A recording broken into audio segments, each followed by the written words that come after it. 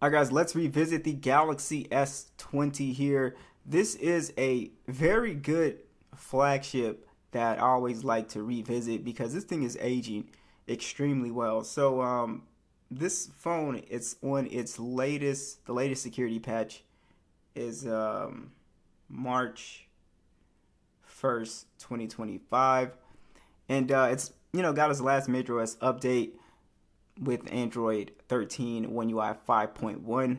It doesn't really feel dated, at all. I did that video where you could actually make, this Android 13 feel a lot more modern. But just in general, the phone looks great. I mean, I just put the One UI 7 icons on here and it gave it a whole, it just made it, feel a little bit fresher. But yeah, this phone comes in at around well under 200 bucks. You can find them. I think brand new you can get one for 200, but we could find these for like maybe like 120, 30 bucks or something like that, 140. They're very, very cheap phones you can find these days.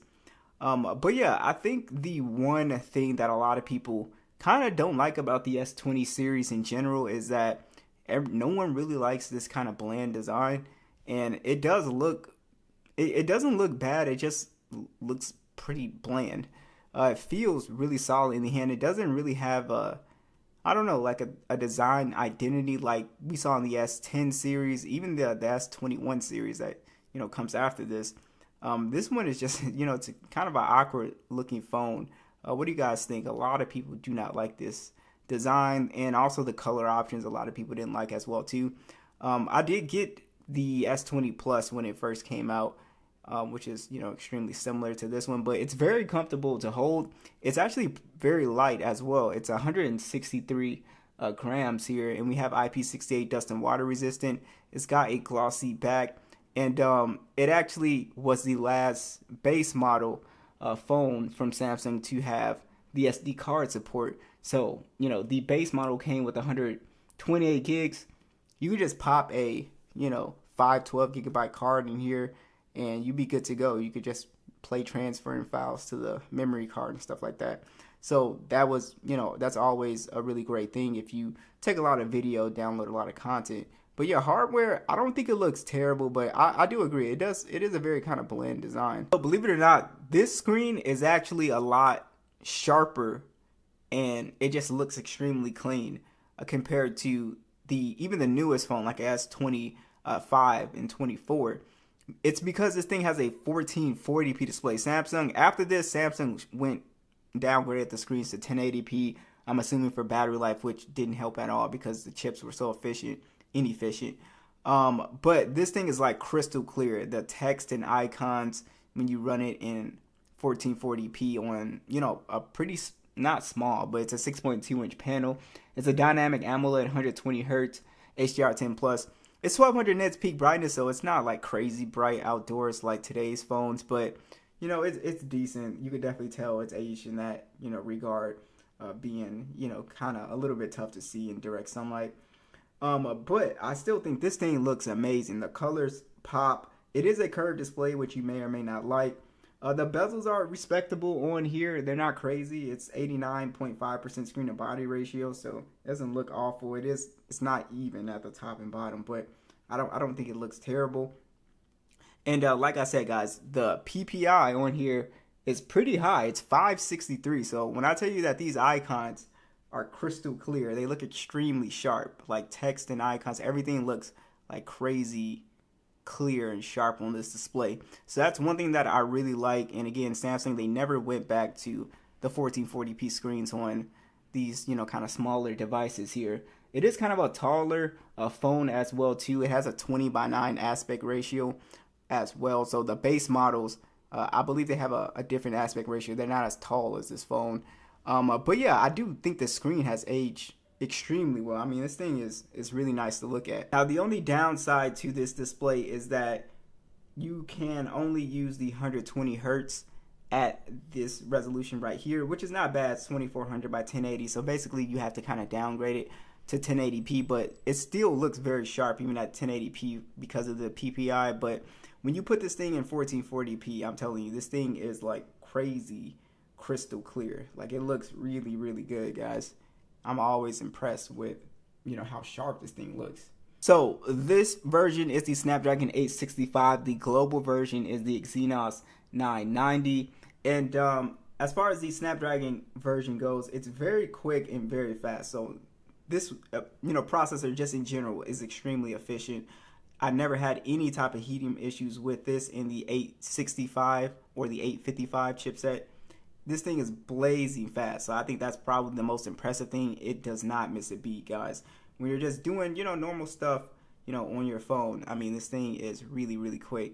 So that is one thing I think speed-wise, this thing, just like, look at it. It's not lagging or, whatever you would think an older phone would be doing by now. It's very quick, like as you guys can see. And just for benchmark purposes, show you guys the benchmarks. So this is the score that the A65 chipset has, and then we also come to our 3D mark here. So it's nothing too impressive. This should still be able to play PUBG at 90 frames, but we see 5 to 8, so nothing like crazy. But let's go ahead and actually see if we can still play PUBG. All right, so let's see if we still have, so we still have 90 frames on here. And this thing games extremely well for, an older phone here. We're talking about, very smooth frame rates here. And surprisingly, no heating. So I'm not sure about the Exynos model. I'm pretty sure Exynos chipsets are always, not going to be as good as these Snapdragon versions. But, if you do get the Snapdragon version, for anybody who, you might just want to pick this phone up if you're on a very strict budget, it's not a terrible phone at all. For like $120 or whatever, that's the price I would kind of recommend picking it up at. This thing does an excellent job. It does better than most mid-range phones, honestly. I have 128 gigs of internal storage and 8 gigs of RAM. So this thing has plenty enough RAM to multitask. And if Samsung extended the software support, this would easily be able to do the AI tasks and the circle to search in Gemini. But I did do that video, so you guys can check that out to kind of make your old flagship, just look and feel a bit faster, change the icons and add the assistant to the button and all that. Speakers are actually pretty good on the S20. We're at max volume.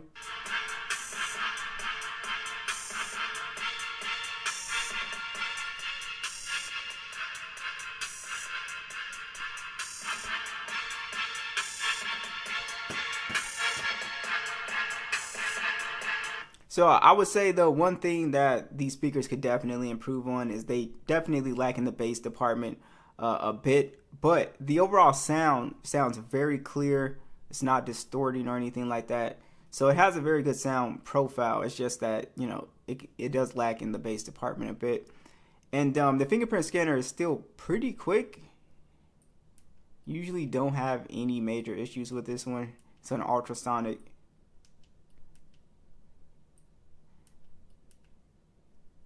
You can also use the face unlock as well too. So I typically never really run into issues with the fingerprint scanner. All right, so I mean the cameras definitely, you could definitely see the age of the cameras for sure. And they're not bad, by any means, especially if you like put some light in here. But even with light, sometimes the colors can just be a bit off. Samsung used to do this thing where they would make just colors extremely vivid. Like if you had like a green color or a red color, it would make it super green and super red, and it just wouldn't be realistic to life. So I mean, these days they don't do that anymore. But this has a 12 megapixel standard 64 megapixel telephoto lens, which is pretty nice. It does have a 1.1 optical zoom, and then it does a 3x hybrid zoom, which is kind of weird. But it does go all the way up to 30 times zoom. You do have a 12 megapixel ultra wide as well. And it also can shoot in 8K 24. And it has a 10 megapixel selfie cam that shoots in 4K 60. Like I said, some of these shots I think look pretty good on the S20. And then these low light shots, it just kind of falls apart. Video as well, it doesn't look horrible. But it kind of has like that digital Android look, I guess. I really don't know how to describe it, but yeah, it just has that kind of like digital look. So it just doesn't look that natural. But yeah, that would be my kind of biggest complaint about the camera. Just looking at it, if it's really good lighting outside, these shots look really good. But you kind of take it out of any good lighting, you kind of get like a soft, kind of grainy image, and yeah, so it's what you would expect from an older flagship. But as you guys can see, dynamic range is solid. You know, the colors sometimes are actually pretty nice. You know, some of these shots you kind of want to have be a little bit more vivid. But yeah, I would say ultra wide is consistent with the main lens. You know, punching in with the telephoto is pretty decent. You get a good amount of detail. But, you know, the cameras are, you know, they're okay for, you know, a 2020 flagship. I think the most impressive thing about the S20 is the battery life is extremely good. It is really strange how good the battery life is on here. And it's not just with this phone. The S20 Ultra is also extremely good. Now, I am not a power user. Maybe you guys have had, you know, a bad experience with the battery life on here. But I feel like the battery life is noticeably better than on the S10, you know, that came before this. And I think it's better than the S21 as well, and the S22. So I have a like extremely good experience with the battery life on this phone for some reason. Standby time is really good. That's the main issue I have with the S21, 22, and the 10 is that standby time is not that great. But it has a 4,000 milliamp hour battery. It does charge, you know, kind of slow at 25 watts. But you also have wireless and reverse wireless charging on board. And yeah, guys, this battery life still is good to this day. And yeah, so if you guys own an S20, be sure to let me know what your experience was using this phone, if you still use it, and what you are planning to upgrade